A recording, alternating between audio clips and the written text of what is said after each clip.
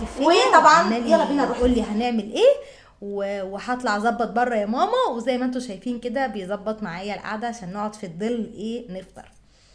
قعدت طبعا انا وعموري حبيبي نفطر ونرغي مع بعض ويحكي لي ويقول لي بابجي ومش عارفه ايه، وانا مش فاهمه ولا كلمه لاني ما بعرفش العب بابجي اصلا. وهو مصمم يحكي لي ويقول لي مش عارفه عملت دخلت روم ايه وضربت مين. ما علينا هتعلمها عشان خاطر عمرو.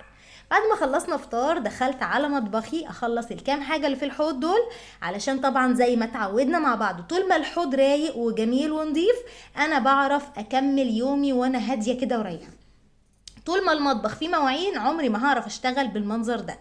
خلصت المواعين بتاعتي، وطبعا كل الناس اللي جاوبت في الكومنتات الفيديو اللي فات ايه العيب اللي في الحنفية دي او العيب اللي في الخلاط ده، ان هي الحنفية قصيرة فيا دوب بتنزل المية على طرف الحوض. ده بيسبب لي مشكلة في ان هي بتغرق لي الرخامة مية، ولكن على مين انا برضو بعرف اسيطر وبعرف اتصرف.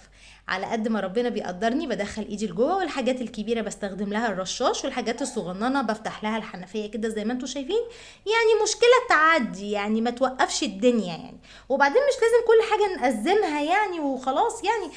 عيب بسيط زي ده اهو بيتداوى الحمد لله والحال ماشي الحمد لله. وبعدين انا عندي غسالة اطباق، يعني معظم المواعين بتتحط في غسالة الاطباق، بس عشان احنا لسه ما وصلناهاش بغسل المواعين على ايدي.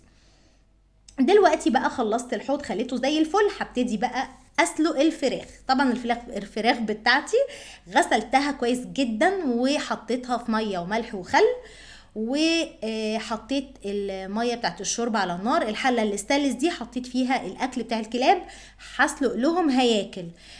فطبعا اكلهم بيتعمل لوحده زي ما انتم شايفين. هنا بعد ما حطيت الخضار ده في الميه وحطيت طبعا ملح وفلفل اسود ورق لورا ومستكه وحبهان، سبتهم بقى يغلوا مع بعض كده كويس، وبعدين نزلت بايه بالفراخ بتاعتي، وحطيت دلوقتي الهياكل بتاعت الفراخ وسبتهم علشان يستووا. دلوقتي بقى هبتدي اعمل العصاج علشان اعمل احلى صينيه رقاق ستي البنات كانت طالباها مني، عشان كده قررت ان انا اعملها لها. حطيت اللحمه الاول، حطيت معلقه سمنه في الطاسه على النار، حطيت معاها فصين مستكه. بعد كده نزلت باللحمه، هديها صدمه كده الاول، وهبتدي افرم البصل واللحمه بتاعتي على النار. بعد ما اللحمه تبتدي تغير لونها، مش هنقول بقى تستوي، لا يا دوب تغير لونها بس، هبتدي افرم البصل تمام، وانزل بالبصل فوق اللحمه واقلبهم مع بعض كويس قوي. بصوا اللحمه غيرت لونها معايا ازاي، بقلب كويس اهو. وادي البصل، وبعدين هبتدي اقلب البصل مع بعض. معلش لو كان نفسي عالي شويه وانا بتكلم، بس والله الحساسيه مبهدلاني. وطبعا انتوا عارفين انا الفتره اللي عدت دي اتعرضت لكميه روايح، سواء بقى دهان الحوائط او المنظفات والكلام ده كله، فاتهريت بصراحه، فصدري تعبني جدا يعني. ادعوا لي بقى ربنا يشفيني. دلوقتي هبتدي اقطف الملوخيه زي ما انتوا شايفين كده. الحاج جايب لي الملوخيه مش متقطفه، انا مضطره اقطفها. بعد ما قطفت الملوخيه نقعتها في ميه، وقلت اجهز صينيه الرقاق تكون الملوخيه ايه اتنقعت شويه في ميه وخل. هبتدي اجهز صينيه رقاق. الصينيه بقى الالومنيوم دي، بصوا مهما دار عليا الزمن وراح جت عليا الايام، انا لا يمكن استغنى عن صينيه امي دي. صينيه امي دي اللي بتدي للاكل حلاوه وريحه وطعم جميل، ما اقدرش استغنى عنها. مهما كبرت ومهما ربنا وسعها عليا ومهما جبت في ادوات مطبخ، الحله دي لا يمكن هفرط فيها، سوري الصينيه دي لا يمكن هفرط فيها. عايزه اقول لكم ان المقاس الصغير بتاعها عند امل اختي، وانا اخدت المقاس الكبير. وفي حله كبيره فاميلي سايز كده برضو لا يمكن هستغنى عنها. ربنا يرحمك يا ماما ويغفر لك ويسامحك يا رب. بجد انا بحس براحه جدا وانا بشتغل في الحاجات بتاعتها.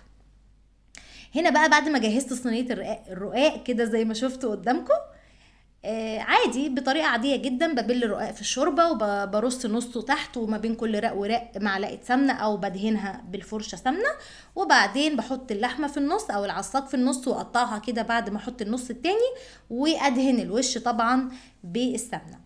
هنا بقى بعد الملوخيه بتاعتي ما اتغسلت كويس قوي هبتدي انشفها بنشافه الخضار. انا هنا النشافه دي اللي بيسالني عنها اسمها التبر وير، انا جايباها من شركه تبر وير. مش تقليد تبروير، تمام. بيبقى محفور الاسم عليها. بصوا الميه اللي بتنزل اهو، بصوا طلعت ناشفه جدا ما فيهاش اي حاجه. هنا الرقاق بتاعي بعد ما طلع من الفرن، بصوا الجمال، شايفين الالوان يا الواناتك يا لومي. هنا بقى الرقاق خلاص طلع، وادي الملوخيه اتفرمت في الكبه، فرمتها ناعم زي ما بحبها بالمخرطه كده زيها بالظبط. هغطي بقى الرقاق عشان يفضل سخن ويبقى طري كده ما ينشفش. وعلى النار حطيت الشوربه، ومعايا هنا التوم حطيت عليه ملح وفلفل اسمر وكزبره ناشفه، وكمان سنه شطه. قلبتهم مع بعض كويس، خدت نص كميه التوم نزلتهم على الشوربه بمعلقه صلصه، وبعد ما غلوا مع بعض كويس قوي نزلت اهو بالملوخيه. طبعا معايا المضرب مش بضرب بيه كتير، ولكن بفكك بيه بس الملوخيه في الشوربه، تمام. بصوا الملوخيه خضره وتشرح القلب ازاي. طبعا مش بسيب الملوخيه تغلي ولا حاجه، ها، انا موطيه النار عليها خالص. هنا بقى هبتدي اعمل التقليه بتاعه الملوخيه. حطيت معلقه سمنه كده محترمه وانا بستخدم فرن، وهنزل عليها بنص كميه التوم التانية. هقلب كويس قوي. شايفين الملوخيه كل ده انا مولعه عليها، لكن النار شمعه عشان ما تغليش. بعد ما التوم بتاعي يحمر كويس هنزل بالطشه على الملوخيه. هنا بقى انا بجهز الرز، لاني طبعا الملوخيه يعني لازم ولادي بياكلوها بالرز، اما الحاج وطقه بياكلوها بالعيش. انا بقى وتمني وعمرو بنحبها بالرز. الاكل ده اذواق بقى. بصوا الرز على النار، وهنا التقليه بتاعتي احمرت. يا لهوي، دي الطشه بتاعتي نزلت بيها، ريحتها واو بجد، كانت قلب البيت. الرز بيتشرب على النار. هنا بقى هبتدي اعمل خلطه كده بحب اجهزها عشان ادهن بيها الفراخ. معلقه صلصه عليها بهاراتك اللي تحبيها بقى، بهارات لحمه، بهارات بهارات فراخ، توم باودر، بصل باودر، جنزبيل، رشه جوز الطيب، وملح وفلفل اسود طبعا. واقلب وابتدي ادهن الفراخ بالشكل ده، واحطها تحت الشوايه حوالي ربع ساعه. بتطلع لونها كهرماني وجميل. ده لو مش حابه تقليها بقى في زيت على النار والكلام ده كله. انا بصوا دهنتها كويس جدا، وهنا هبتدي ادخلها تحت الشوايه، ويطلع لونها بقى كده ايه، تتاكل تتهابر هبر كده.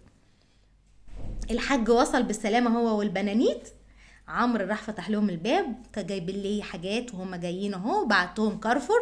تمني كانت كده كده رايحه، قلت لها هاتيلي معاكي حاجات. هنا بقى البنات هيبتدوا يجهزوا معايا الاكل، الرقاق والرز والملوخيه. نجهز بقى عشان نتغدى، عشان هما جايين واقعين من الجوع. طبعا عمرو عايزه اقول لكم ان طول اليوم بصراحه كان معايا بيساعدني. عايزه اقول لكم انه لملي الغسيل يا حبيب ماما يا عمرو، والله العظيم نفعني النهارده.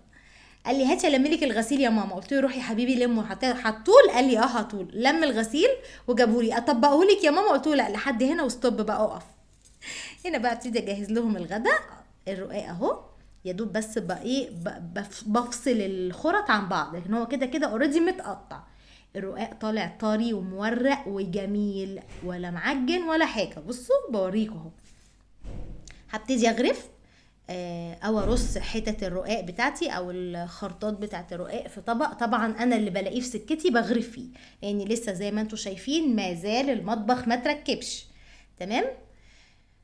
هنا غرفت الرز، ودي الملوخيه بغرفها هي كمان، وادي رقاق. الله الله على الريحه، يا سلام. هنا بظبط الاطباق واجيب بقى الفراخ من الفرن، وادي الفراخ بتاعتي. ودي كانت الحلقه بتاعتي النهارده. يا رب الحلقه تكون عجبتكم، واشوفكم في حلقه جديده. وشكرا شكرا شكرا على الترند يا جماعه، ربنا يخليكم ليا وما يحرمنيش منكم ابدا، ودايما كده مكبرني ومعليني بعد فضل ربنا عليا. طبعا انتوا كمان فضلكم عليا كبير مش هقدر انساه. متشكره ليكم يا احلى جمهور في الدنيا، بحبكم جدا جدا جدا. ويا رب الحلقة تكون عجبتكم، واشوفكم في حلقة جديدة ان شاء الله، والسلام عليكم ورحمة الله وبركاته.